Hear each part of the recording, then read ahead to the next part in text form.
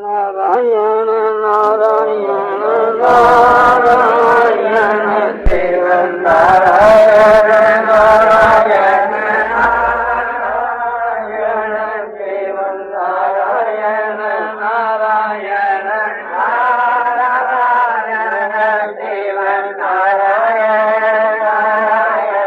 नारायण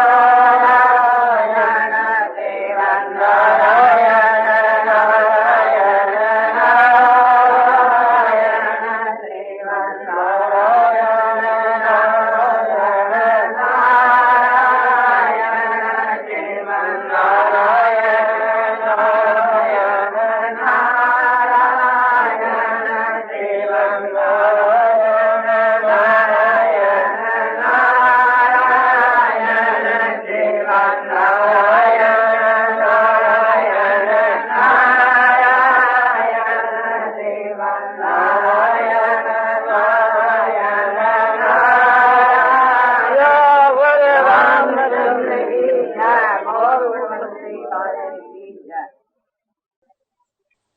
ये मनुष्य जो है स्वयं ही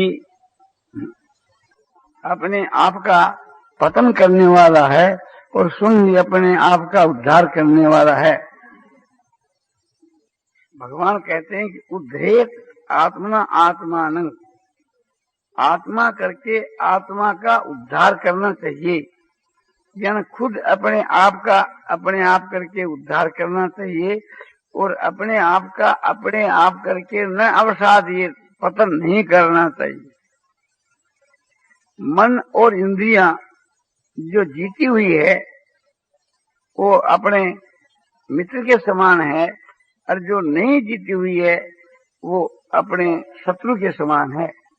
अपना ही मन और अपनी इंद्रियां जो अपने अधीन है, अपने काबू में है, तो अपने लिए मित्र के समान उपकार करने वाले हैं सब, और नहीं जीते हुए हैं वो शत्रु के समान काम करने वाले हैं। सिद्धांत यह है मन और इंद्रियों को अपने काबू में करना चाहिए, अपने कंट्रोल में रखना चाहिए। जो मनुष्य अपने मन और अपनी इंद्रियां को कंट्रोल में नहीं रख सकता है वो दुनिया को क्या कंट्रोल में करेगा। तो हर एक मनुष्य को अपने इंद्रियां और मन के ऊपर कब्जा करना चाहिए और जिससे अपनी आत्मा का उद्धार हो वह काम करना चाहिए, और जिससे अपनी आत्मा का पतन हो वो काम कभी नहीं करना चाहिए। जिस काम को आप बुरा समझते हैं, कोई भी काम हो, चोरी है, झूठ है, कपट है, व्यभिचार है, हिंसा है, जिस काम को आप बुरा समझते हैं उसको कभी नहीं करना चाहिए। अब बुरा समझ करके आप करते हैं तो खुद आप अपनी आत्मा का खुद ही पतन कर रहे हैं। जिस काम के विषय में आपने ये निर्णय कर लिया कि यह काम खराब है और ऐसा समझ करके उस खराब काम को आप खुद ही करते हैं, तो आपकी दृष्टि से आप गिर रहे हैं। और जिस काम को आप उत्तम समझते हैं कि सदाचार है, सद्गुण है, जिस काम को आप अच्छा समझते हैं कि ईश्वर की भक्ति को, परोपकार को, ज्ञान वैराग को, जिसको आप श्रेष्ठ समझते हैं, और ये समझ करके भी आप उसके लिए प्रयत्न नहीं करते हैं, तो आप ही अपने उद्धार के बीच के वहां समझो कि बाधा पहुंचा रहे हैं।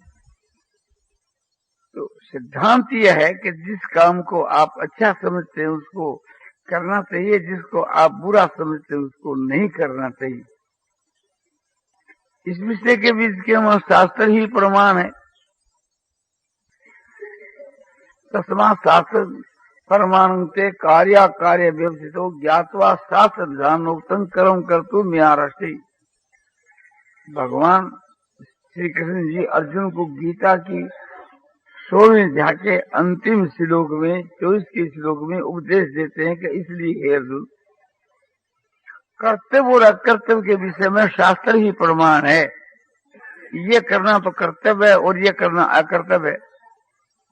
इस प्रकार से जान करके और तुम्हारे लिए जो कर्तव्य है उसका पालन करना उचित है, तुम्हारे लिए ये बात उचित है, योग्य है। यदि कहो कि हम शास्त्र को नहीं मानते, तो आपको जिसके ऊपर विश्वास हो संसार के मां कि ये अच्छे पुरुष है, महात्मा पुरुष है, उनकी बात मान करके उनके अनुसार अपना निर्णय करके अपना मार्ग तय करके उसके अनुसार चलना चाहिए।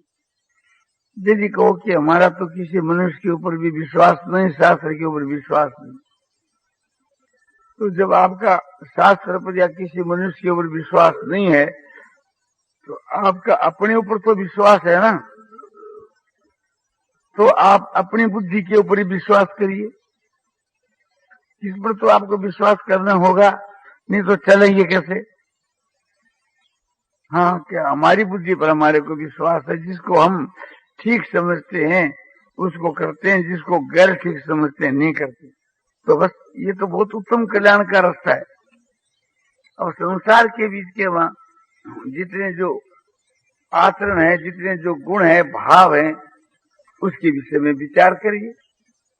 और विचार करके एक तो करने के योग और एक त्यागने के योग, दो विभाग कर दीजिए। तब आप विचार करिए, एक तो सत्य बोलना, एक मिथ्या बोलना। तो आप अपने विचार के द्वारा शास्त्र को छोड़ दीजिए और संसार में जो महापुरुष है उनकी बात को छोड़ दीजिए। आप अपनी बुद्धि से ही काम लो। सत्य बोलना आप श्रेष्ठ समझते हैं कि झूठ बोलना, तो बोले सत्य बोलना हम श्रेष्ठ समझते हैं, झूठ बोलना खराब समझते हैं। तो बोले सत्य को इस तरफ में रखो और झूठ को इस तरफ में रखो। झूठ बुरा है, बुरी वस्तु को बाएं हाथ की तरफ रखो और अच्छी वस्तु को दाएं हाथ की तरफ रखो। एक तरफ समझो कि पेड़ के बीच के वहां सत्य बोलना अच्छा है और इधर में लिख दो कि झूठ बोलना खराब। अब दूसरी बात पूछी जाती है, ब्रह्मचर्य का पालन करना अच्छा है कि व्यभिचार करना अच्छा? इसको आप इस विषय में क्या समझते हैं? बोले इस विषय में ब्रह्मचर्य का पालन करना है उत्तम समझते हैं और व्यभिचार को बुरा समझते हैं। बोले लिखो, व्यभिचार को यहाँ बाईं तरफ में और ब्रह्मचर्य को दाईं तरफ।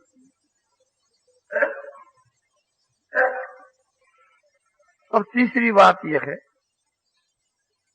हिंसा करना आप अच्छा समझते हो, दूसरों का उपकार करना?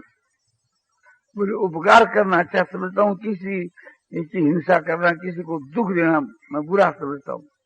तो बोलो हिंसा को यहाँ रखो, उपकार को यहाँ रखो।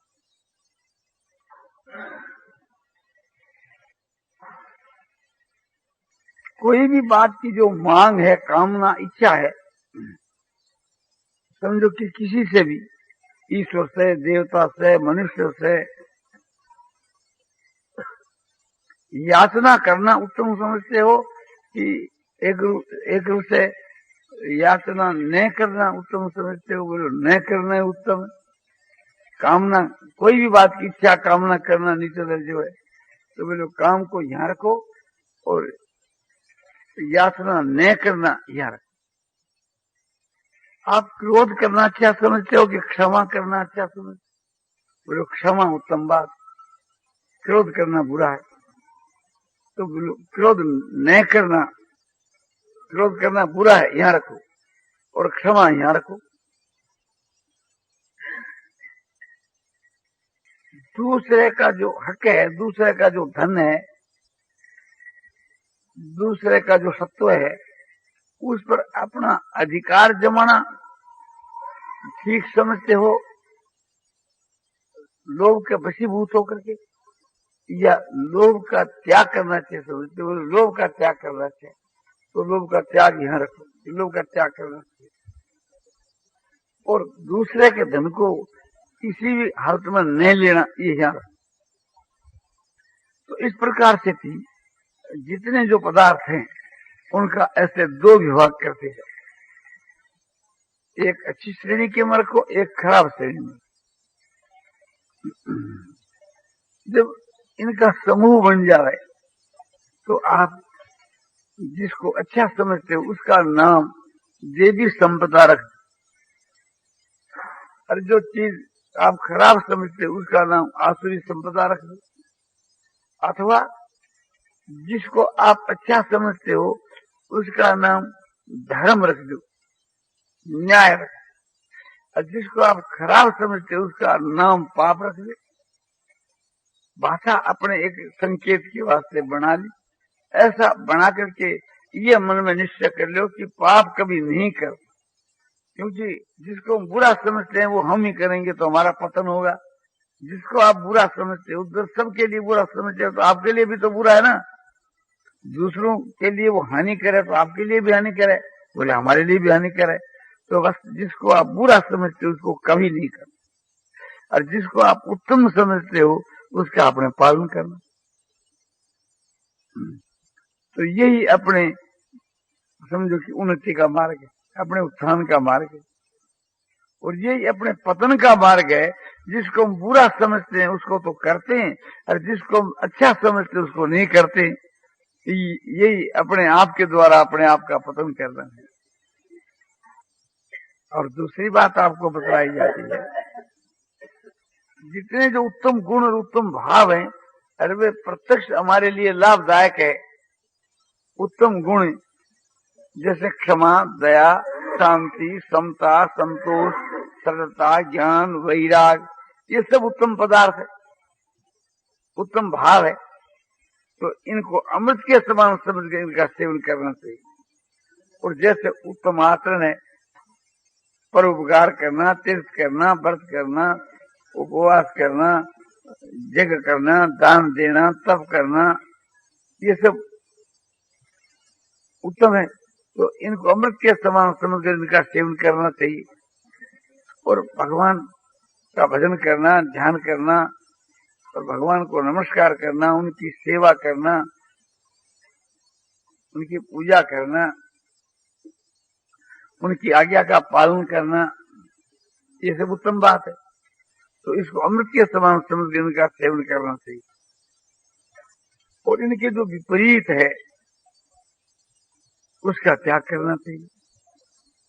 जैसे समझो कि झूठ बोलना, चोरी करना, व्यभिचार करना, हिंसा करना, जुआ खेलना, जितने जो समझो कि बुरे पदार्थ हैं, बुरे कर्म हैं, बुरे भाव हैं, बुरे भाव ये काम, क्रोध, लोभ, मोह, अहंकार, राग, द्वेष, ईर्ष्या, ममता, जो जितने जो बुरे पदार्थ है, बस एक प्रकार से इन्हें सबका एकदम कतई त्याग करना, विष के समान समझ इनको छोड़ देना। जो दुर्गुण है, दुराचार है, दुर्व्यसन है, आलस है, प्रमाद है, और संसार के भोग भी एक प्रकार से दुख के देने वाले आगे जाके, तो ये त्याग करने के लिए। और जिसको हम अच्छा समझते हैं और दूसरे लोग उसको खराब समझते हैं, जिसमें बहुत भाइयों का ये मत होता है कि नहीं ये बात तो बुरी है, खराब। हमारे में एक बुरी चीज है किंतु वो हमारे को नहीं दिखती, और दूसरे आदमी कहते हैं कि ये आपकी बुरी आदत है। तो उनका सत्कार करने के लिए उनकी बात मान करके कि हमको उसको आदर देना चाहिए। ये नहीं कि हम जो समझते हैं वो ठीक है और दूसरे जो समझते हैं वो गैर ठीक है। जब भी 5 आदमी दूसरे भाई एक प्रकार से जो अच्छे बुद्धिमान समझदार है और वे हमारा दोष कायम करते हैं, ये तुम्हारा दोष है, तो हमारे को दोष नहीं भी प्रतीत होता है तो उनके कहने से उसको अपने दोष मान करके उनका संशोधन करना चाहिए। नहीं तो फिर हमारा सुधार कैसे होगा? हमारा अपना दोष अपनों को दिखेगा नहीं, कोई पूछेगा तो हम सफाई देंगे और उससे में हमारा पतन ही होगा, कोई हमको लाभ नहीं होगा, हमारा सुधार नहीं होगा।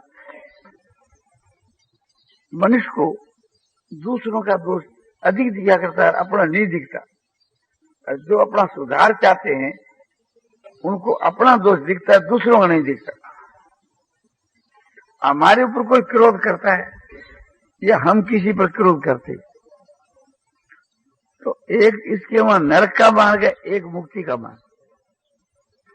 नरक का मार्ग तो यह है कि किसी ने हमारे ऊपर क्रोध किया तो उसका दोष कायम करते कि देखो साहब ये कितना बदमाश है, बिना कसूर इसने हमारे ऊपर क्रोध किया। हमको कहीं क्रोध आ गया तो हम कहते हैं देखो साहब ये कितना बुरा आदमी है, हमको ऐसी दुख सी बात कही जिससे हमको क्रोध आ गया, तो हमारे क्रोध का यही कारण है, तो इसको ऐसी बात क्यों कहनी चाहिए जिससे हमारे को क्रोध आ जाए।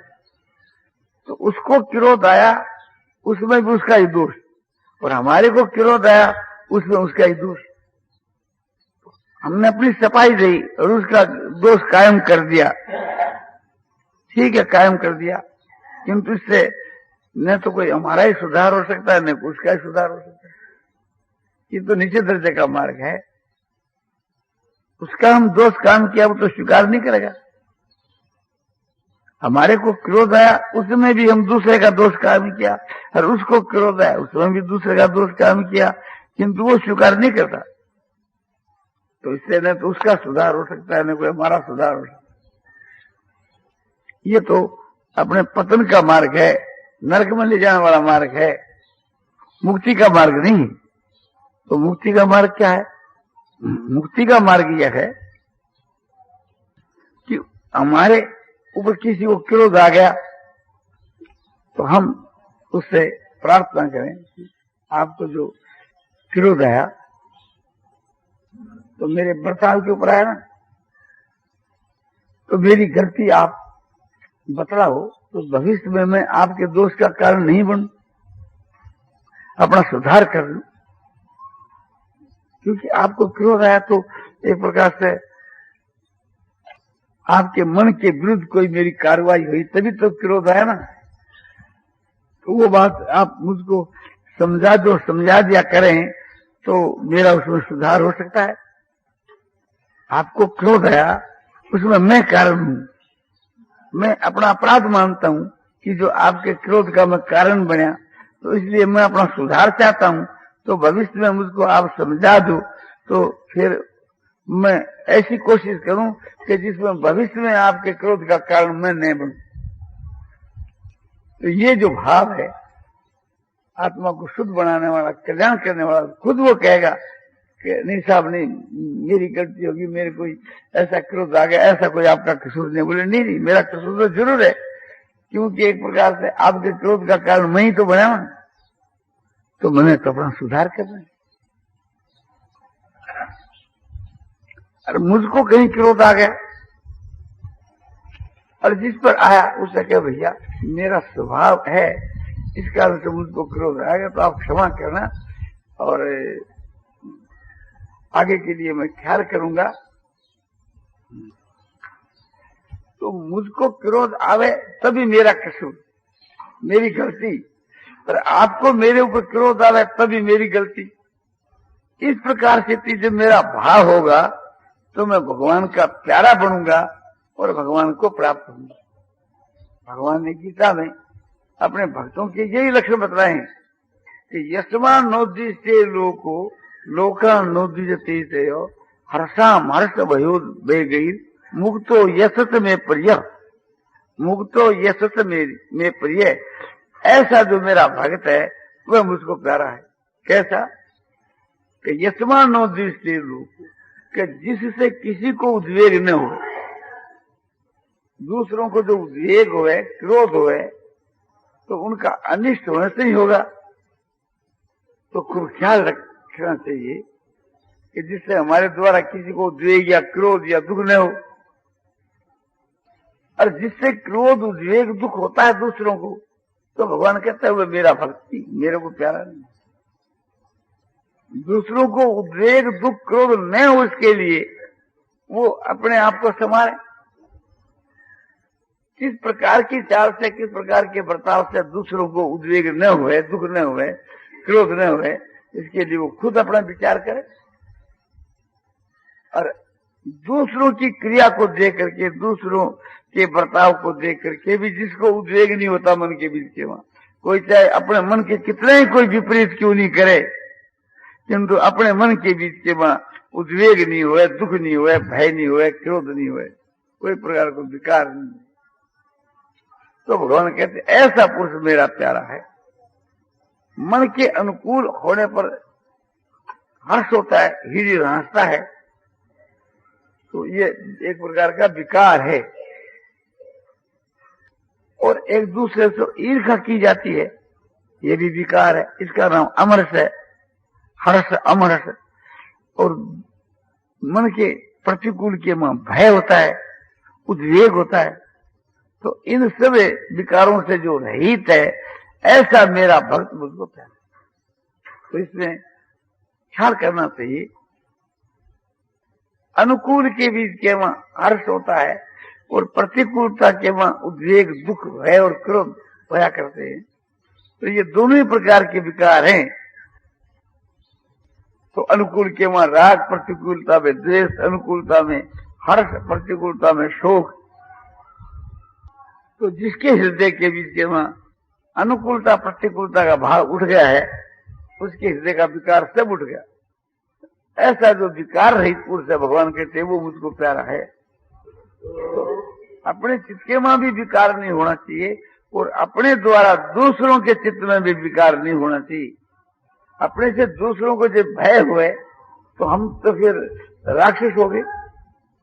जब हमारे से लोग डरे तो हम कोई भूत है या प्रेत है। तो अपने द्वारा दूसरे को भय नहीं होना चाहिए, उद्वेग नहीं होना चाहिए, क्रोध नहीं होना चाहिए, दुख नहीं होना चाहिए। यदि है तो हम हिंसा कर रहे, हम तो एक प्रकार से बड़ा अपराध कर रहे। तो अपने आप को ऐसा संभालना चाहिए कि अपने द्वारा दूसरों को भी उद्वेग नहीं हुए और दूसरों की क्रिया को देख करके अपने को भी उद्वेग नहीं हुए। जो इस प्रकार से अपने को संभाल करके रखता है, भगवान कहते हैं कि वह मेरा भक्त है और वह मुझको प्यारा है। तो एक श्लोक गीता का ये हम धारण कर ले हुए तो हमारा सुधार होकर के उद्धार हो। और दूसरों को आदर देना चाहिए, दूसरे की बात को आदर देना चाहिए। किसी भी विषय के बीच के वहां अपनी जो मानता है उसे को उस पर हट नहीं करना चाहिए, जिद नहीं करना चाहिए और उसे कोई हम आदर देना कि जो हम कहते हो ठीक है और तुम कहते हो सो बिल्कुल गलत है। इस पर थोड़ा विचार करना चाहिए, धैर्य युक्त, इतनी जल्दीबाजी नहीं करनी चाहिए, गंभीरता से विचार करना चाहिए। मनुष्य में जो गंभीरता है, धीरता है, वीरता है, वही एक समझो कि आत्मा के कल्याण में सहायक है। उसने हमारे को दो खोटी बात कही, गालियां दी, हमारा अपमान किया, ऐसा एक किया, किंतु दूसरे समय में जब उससे हमारी बातचीत होती है और वो कहता है कि साहब मैं तुमने आपको गाली दी, न कोई आपका अपमान किया और कोई भी प्रकार का आपका अनिष्ट हमने नहीं किया, वो ऐसा कहते हैं। तो हमारा क्या कर्तव्य है, हमको उसकी बात के ऊपर स्वीकृति देनी चाहिए, कहना चाहिए ठीक है भैया, तुम कहते हो मैं तुम्हारे को गाली नहीं करी, तुम्हारा अपमान नहीं किया, तुम्हारी बुराई नहीं की, तुम्हारा अनिष्ट नहीं किया, ये जो तुम कहते हो ना, तो हमारा ये कर्तव्य है कि हम तुम्हारे ऊपर विश्वास करें, तुम्हारी बात को हम सत्य माने। दूसरे लोगों ने जो कुछ हमारे को कहा है उसको हम उठा देते और तुम्हारी बात पर विश्वास करके उसको सही मान लेते। तो ये हमारे लिए बहुत उत्तम दर्जे की चीज है और उससे कि हम ये प्रमाण करके पल्ले बांधे कि नहीं तुमने तो ऐसा किया है, तो इसमें कोई फायदे की चीज नहीं। कोई भाई है और वो एक प्रकार से हमारे विरुद्ध पार्टी के वहां है, हमारे विरुद्ध में है और वो कहता है कि नहीं हम आपके विरुद्ध नहीं है, हम तो आपके अनुकूल ही, तो उसकी बात मान लेनी चाहिए। वो कहे मैं आपके अनुकूल हूं, तो समय पड़ने पर जरूर हमारी लज्जा रखेगा, शर्म रखेगा जब वो स्वीकार करता है। हमको अपना दुश्मन नहीं बनाना चाहिए कि भी तुम हमारे विरुद्ध हो। वो कहता है कि मैं आपके विरुद्ध नहीं, तो उसके पल्ले ये बात नहीं बांधनी कि तुम हमारे विरुद्ध, उसकी बात को मान लेनी चाहिए। इसी प्रकार से थी कोई बात हम अपनी तरफ से सत्य कहते हैं, क्योंकि दूसरा भाई कहता है कि आपकी बात जो है हम इस प्रकार से समझी थी, और हम कहते हैं नहीं, हमने तो सत्य ही कहा। तो वो यदि हमारी बात जैसे समझा वही सत्य है, हम अपनी तरफ से कहते हैं कि हमने सत्य कही, वो हमारे उसका कोई मूल्य नहीं। जैसे राजा युधिष्ठिर जो है अश्वत्थामा के बारे में कह दिया कि अश्वत्थामा हाथ और कुंजर मान हाथी, आज से कह दिया, किंतु द्रोणाचार्य इस विषय में क्या समझे? द्रोणाचार्य तो यह समझे कि मेरा पुत्र जो अश्वत्थामा वो मारा गया। तो द्रोणाचार्य जो समझा वो ठीक है, वही बात युधिष्ठिर की कायम हुई। द्रोणाचार्य की जो धारणा है वो तो उस बात को सत्य मान करके मरी गए ना। तो द्रोणाचार्य ने ये बात जो युधिष्ठिर के वचनों से जो समझी वही कायम रही। वे समझे कि मेरा पुत्र अश्वत्थामा मारा गया, क्योंकि द्रोणाचार्य आकर युधिष्ठिर से पूछते हैं कि राजा युधिष्ठिर, मैं आपसे पूछता हूं कि मेरा पुत्र अश्वत्थामा मारा गया या नहीं? भीमसेन कहे मारा गया, किंतु भीमसेन के वचनों पर मेरा विश्वास नहीं। विश्वास से मैं आपसे पूछता हूं कि आप इस विषय में सत्य कहना कि मेरा पुत्र मारा गया कि नहीं। तो इतना इसका उत्तर था कि नहीं, आपका पुत्र नहीं मारा गया। अश्वत्थामा मारा गया, हाथी ये कहने की आवश्यकता नहीं। और फिर हाथी शब्द को वास्ता बोल दिया, तो शब्द तो आपने सत्य बोल दिए, किंतु द्रोणाचार्य क्या समझे? द्रोणाचार्य जो समझे वही बात आपकी कही हुई मानी जाएगी। तो राजा युधिष्ठिर सत्यवादी थे, इस कारण से उनके रथ के पहिए जमीन से 4 आंगन ऊपर उठ जाते थे, आकाश मार्ग में चलते थे, जमीन में नहीं चलते थे। कि राजा युधिष्ठिर के पहियों से जानवरों की हिंसा नहीं होनी चाहिए, इतना धर्मात्मा राजा है। और उसी दिन से उसका रथ जमीन में गिर गया। तो झूठ बात कायम होगी। राजा युधिष्ठिर अपनी तरफ सत्य बोले, किंतु वो बात झूठी मानी गई। इसी प्रकार से थी, हम जो कुछ बोलते हैं और दूसरा उसका जो अर्थ समझता है वो बात ठीक है और अपना कहना गलत है। भैया तुमने क्या समझा? और हम तो उस दिन आपकी बात के विषय में ये बात समझी और उसी के अनुसार हमने काम किया। तो बोला भाई ठीक है, तुम जो समझा सो ठीक है, हमारे समझाने में हमारी गलती रह गई, हमारे समझाने में हमारी गलती रह गई। इस गलती को हम स्वीकार करें, ये तो हमारे कल्याण की बात है। और हम कहें कि भी तुम जो समझे सो समझे, हम तो सत्य बोले, तुम अपने भूल समझे तो तुम अपना एक प्रकार से नुकसान उठाओ। नहीं, वो जो नुकसान उठा रहा है उसकी जिम्मेवारी हमारी। तो हर एक बात के बीच के वहां जो है समझो कि दूसरे को आदर देना, और उस जगह की मां उनकी दृष्टि से अपनी भूल है, हमारी दृष्टि से हमारी भूल नहीं है, किंतु आपकी दृष्टि से हमारी वहां भूल कायम होती है।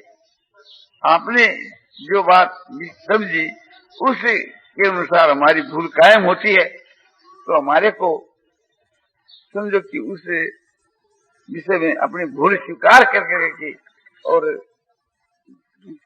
माने अपनी भूल उस के वहां स्वीकार कर लेना हमारे लिए गौरव है, इसकी बात है, फायदे की चीज है, कल्याणकारक है।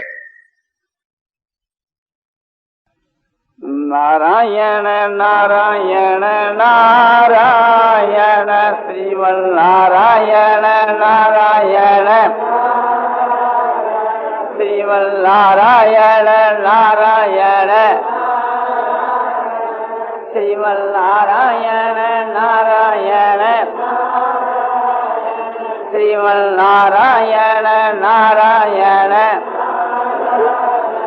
श्रीमन्नारायण नारायण श्रीमन्नारायण नारायण श्रीमन्नारायण नारायण श्रीमन्नारायण नारायण नारायण नारायण